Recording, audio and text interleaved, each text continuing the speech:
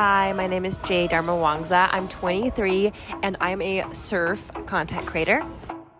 When I was 16, I just had a really scary time in a lake and I almost drowned because I didn't know how to swim. So I was always afraid of the ocean, honestly, and it really made me frustrated. When I was 20, I decided to document my journey learning how to surf and then learn how to swim too.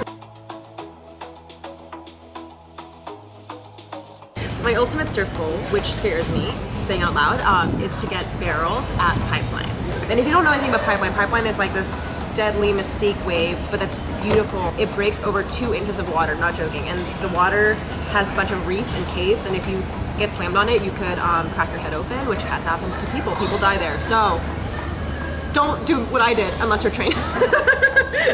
It will take a while, but I'm here for the challenge. I'm just proud that I'm like committed to the grind. I am grinding my eyes out just to not prove to anyone else, just to prove to myself that I am a good surfer. And if you put enough time into something, you can become great. I'm definitely still beginning to learn. Like, I'm not at all pro, but I think that I'm just proud of my journey because like it's been a lot of days of where sometimes I don't even catch anything. And I think that's important to highlight because when you're surfing, it's not a fun leisurely journey until you get to a point where you can catch waves. So if you're in there, don't worry. I've been there and I'm still there. It's just a part of the journey.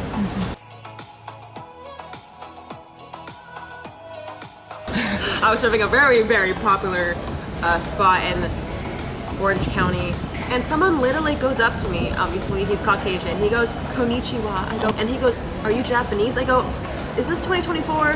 And the crazy thing is, this guy literally asked me this question 2 months ago before like he forgot me. And like, I'm like, dude, like, Bob, I know you. Like, we literally introduced each other and we had this conversation before. So the answer is, I get weird stares. I feel like I'm a spectacle sometimes. And I think the way I cope with it or try my best is like, we have to do this. As people of color, as a female, like the only way to get better is if I show up, you know? Like, I can't just dip.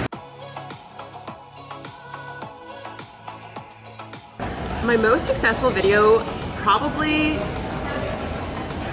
is me waxing my board. Overall, there's 50 million views of just me waxing my board, which is insane to say out loud. So if you came from one of those videos, thanks for watching. You know, I used to be like, I need to make X amount of money. When I was really young, like when I was 18, 19, I was so motivated for some reason to make so much money just to, I guess, prove to my parents that I'm enough.